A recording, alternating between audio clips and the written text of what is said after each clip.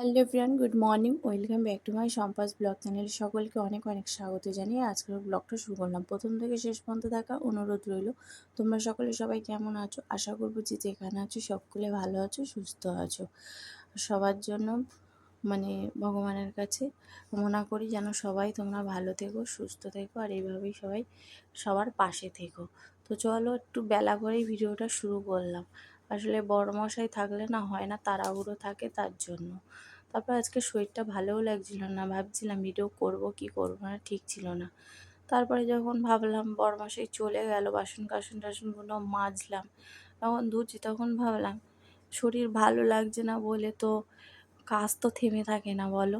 কাজ তো সব করতেই লাগে। এই যে যেমন কতগুলো কাজ করছি সকাল থেকে। ঘরদোর গোছানো হয়ে গেছে, গুছিয়ে নিয়ে মাম্মাম সোনাকে নিজে মাদুর পেতে দিয়ে বসিয়ে এখন চলে এসেছি। বাসনগুলো পড়ে আছে দেখে সিংহের উপরে ভালো লাগছে না, তা বলি বাসনগুলো মেজে নিই। তারপর ভাবছিলাম রান্না করব কি করব না।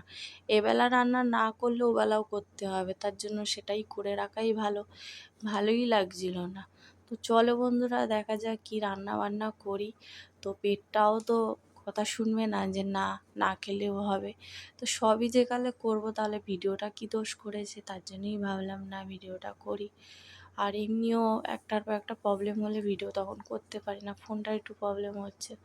তো যাই হোক, এইভাবেই যাবে। এখন ফোন কিনবো না।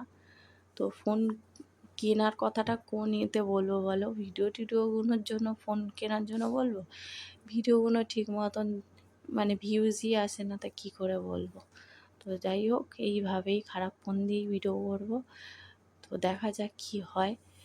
তো যাই হোক, দেখো বেশি কথা বলে ফেললাম। এখানে ডিম সিদ্ধ বসিয়ে দিয়েছি, আজকে ডিম রান্না করবো ভাবছি। আর এখানে ভাত বসিয়ে দিয়েছি, চালটা ভেজানোই ছিল। তো চলো, সব মোছামুছি পরিষ্কার করে নিয়েই বসিয়েছি। আর এত পিঁপড়ে হচ্ছে না, কি বলবো, মিনিটে মিনিটে মুছে পরিষ্কার করতে হয়। তারপরে রাজ্যের জামা কাপড় মেলা রয়েছে না, ওপাশেও মেলা এপাশেও মেলা, খালি বারবার দেখতে আসছি।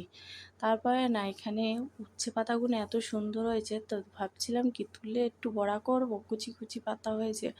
আবার ভাবলাম কি খাবে, বড়মশাই তো বেলা খাবে না। আর উচ্ছে পাতার বড়া গরম গরম ভাজলে ভালো লাগে, আর মেয়েরা যেহেতু খাবে না, তার জন্য থাক, যখন বাড়ি থাকবে তখন করা যাবে।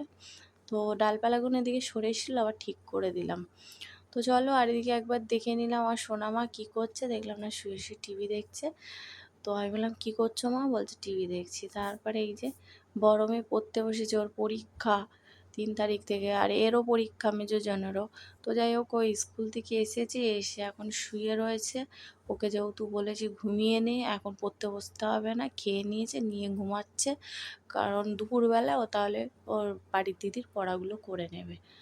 তো সকাল 5:30টার সময় ওঠে, কী করে বলো তো? ওর চোখ খুলে থাকে, বলবে মা আমার চোখ বন্ধ হয়ে যাচ্ছে।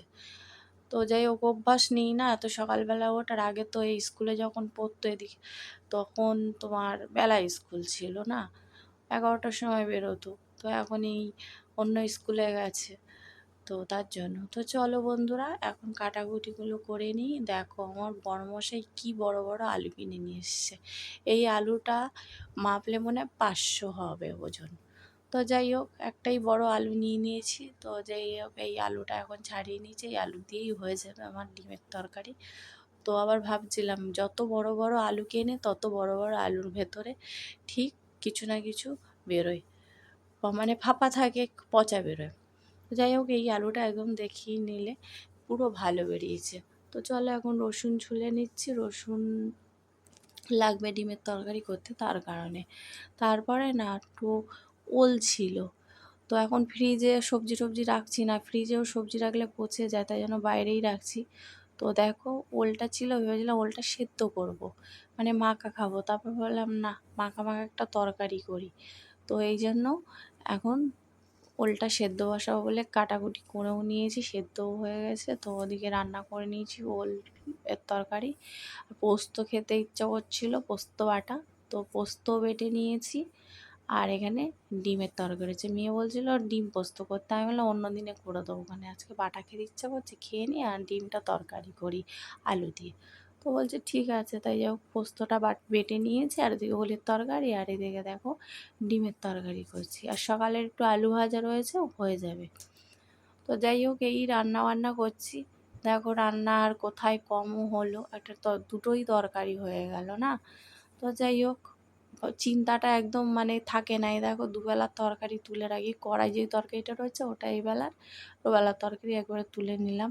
তো যাই হোক দুবেলা রান্না করে নিয়েছি, রাতে দুটো ভাত করলে হয়ে যাবে। ভালো লাগে না দুবেলা রান্না করতে।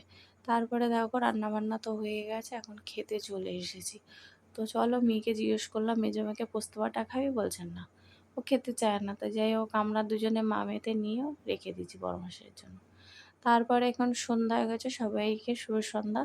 তো দেখো আমার বড় মেয়ে বিরিয়ানি খেতে চেয়েছে তাই নিয়ে এসছে, 2 প্যাকেট বিরিয়ানি নিয়ে এসছে। তো এখন বলছে সন্ধ্যাবেলায় একটু খেয়ে নিই, আর 1 প্যাকেট থাকবে রাত্রেবেলায় খাবো, ভাত করবে না আমাদের জন্য। তো যাই হোক এখন মাম্মাম শোন আরও খাবে বলে নিয়ে নিয়েছে 1 প্যাকেট থেকে, আর হাফ ওর মেজো বোনের জন্য রেখে দিয়েছে। মেজো বোন তো পড়তে গেছে, তার জন্য বললো বোন এসে ওটা খাবে আর 1 প্যাকেট ধরা থাক। আর আমার মামাম সোনার অবস্থা দেখো, দিদি ওর বাবার সঙ্গে কি কথা বলছে, ও ডিমটা কামড় দিয়ে নিয়েছে। ও ডিম খাওয়ার জন্য বসেছে, ওটা খেতে বসেনি। তারপর ওর বাবা একটু বকলো খা, তো দেখো বিশুন খেয়ে গেছে। ছোট ছোট ভুলগুলো আমাদের সঙ্গেও হয়ে যায়, মেয়ে খাচ্ছে এবার বাপি খেয়াল করেনি, তো বকা দিচ্ছে ভীষণ খেয়ে। তারপর যাই হোক জল খাইয়ে দিল মেয়েকে, এখন ঠিক আছে। মেয়ে একগাল নিয়ে এখন মেয়ে খুব ভালো লাগছে খেতে। তারপর আমার বড় মাসে বলছে একটু মাথাটা চুলকে দাও, যাই হোক চুলকে দিচ্ছি। ভালো লাগছে না, পরিশ্রম করে এসছে, আর মাথায় কি তেল সেটাই বলছিলাম। তারপর একটা পার্সেল এসেছিলো, বড়মশাই বড় মেয়ের জন্য একটা বই অর্ডার দিয়েছিল, সেই বইটা এসছে। এই এখন নিয়ে আসলো, জল ঠেঙিয়ে গিয়ে কি করবে। তো যাই হোক এখন মেজো সোনা আসেনি। তো চলো আজকের এই পর্যন্ত, সকলে ভালো থেকো সুস্থ থেকো, সবাইকে good night, tata bye see you.